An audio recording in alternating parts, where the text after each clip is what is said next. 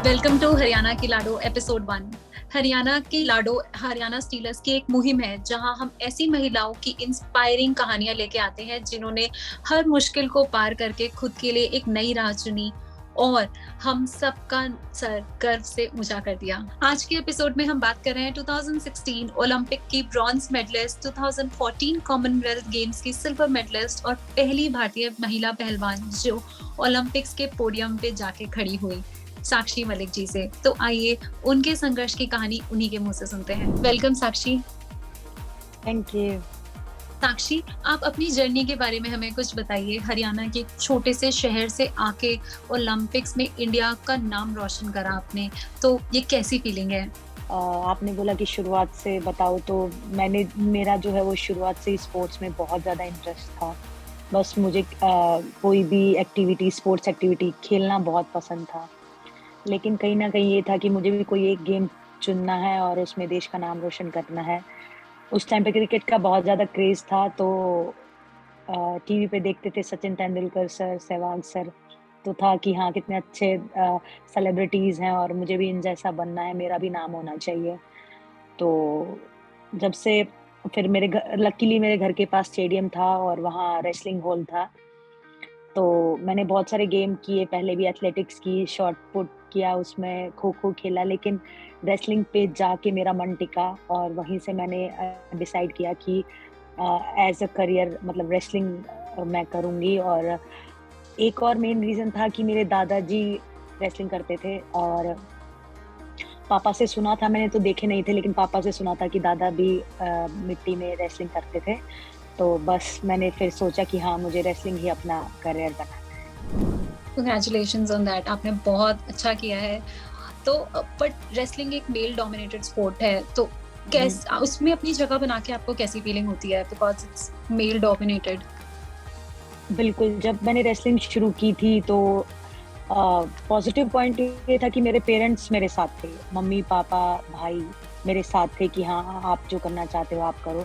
लेकिन जो और अदर फैमिली मेंबर्स हैं, वो बोलते थे कि ये लड़कों का खेल है, इसको इस कुश्ती जैसे खेल में मत भेजो, कैसी तो ये ड्रेस पहनती है, इसके कान टूट जाएँगे, इसकी बॉडी खराब हो जाएगी, तो इससे कौन शादी करेगा?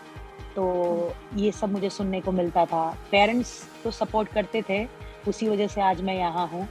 और सबसे और बात, क्योंकि लुक थोड़ा हमारा ऐसा हो जाता है जैसे लड़कों जैसा, हो जाता है फिज़िक लड़कों जैसा, हम्म, तो हम्म। बहुत बहुत स्ट्रगल किया मैंने। मुझे बहुत प्राउड फ़ील होता है कि मैंने एक ऐसे स्पोर्ट को चुना और मैं पहली भारतीय महिला बनी ओलंपिक मेडल विनर। ये बहुत मुश्किल है इन सारे कमेंट्स और इन सारी चीज़ों से ऊपर आके देश के लिए इतना कुछ करना। रेसलिंग में आपकी इंस्पिरेशन कौन है? आपका रोल मॉडल या इंस्पिरेशन? जैसे मैंने शुरुआत जैसे बताई, मुझे मेरे ग्रैंड पेरेंट्स से बहुत ज़्यादा लगाव था। मैं बचपन में गाँव में रही, तो पापा ने बताया कि दादा भी रेसलिंग करते थे, तो मेरा वहाँ से इंटरेस्ट बढ़ा और मुझे मोटिवेशन मिला कि हाँ, दादाजी का जो आगे जाके सपना है वो मैं पूरा करूँगी। दादाजी सिर्फ मिट्टी में खेलते थे, लेकिन आगे बहुत ज़्यादा अभी तरक्की हो गई थी, कुश्ती में मैट पे रेसलिंग आ गई थी और बहुत सारे मेडल्स आने शुरू हो गए थे।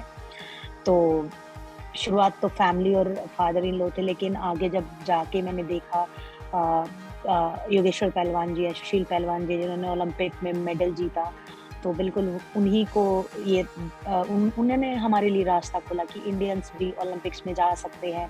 तो जैसे कि आपने कहा कि एक लड़की होते हुए आपके रिलेटिव्स ने और आपने इतनी सारी चीज़ों का फेस किया, तो आप आज की लड़कियों को क्या बताना चाहेंगी? क्या तरीके हैं जिनसे वो इन सब प्रॉब्लम्स के ऊपर आ सकती हैं और इन सब प्रॉब्लम्स को लड़कर अ, आगे आ सकती हैं, आपकी तरह कुछ कर सकती हैं, और एज़ अ सोसाइटी हम उनके लिए क्या करें?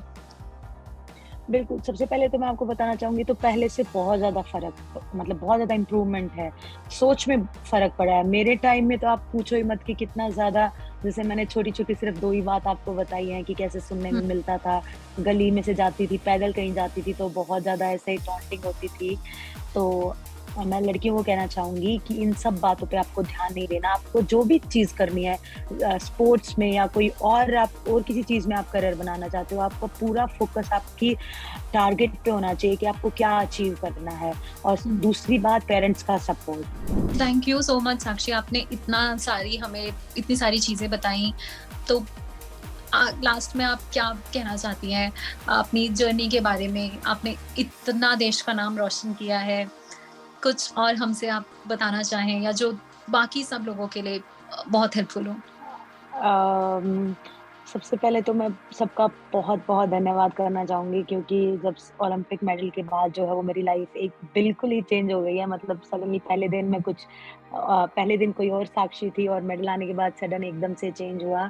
जैसे ही मैं इंडिया आई बहुत सारे लोग मुझे एयरपोर्ट पे मिलने आए और मतलब मैं जहाँ तक देख रही थी भीड़ ही भीड़ थी, सिर्फ़ एक मेरी झलक देखने के लिए। तो इतना प्यार, इतना सम्मान सबने मुझे दिया तो मैं उसका बहुत-बहुत शुक्रगुज़ार हूँ, देश के लिए अच्छा करूँ और मेडल्स जीतूँ। Thank you so much. आपने हमें सच में बहुत प्राउड फील किया है, करवाया है और हाँ, अब आपको बेस्ट ऑफ लक आने वाले सभी चैलेंजेस के लिए and thank you so much for taking out the time. Thank you so much. Thank you, thank you.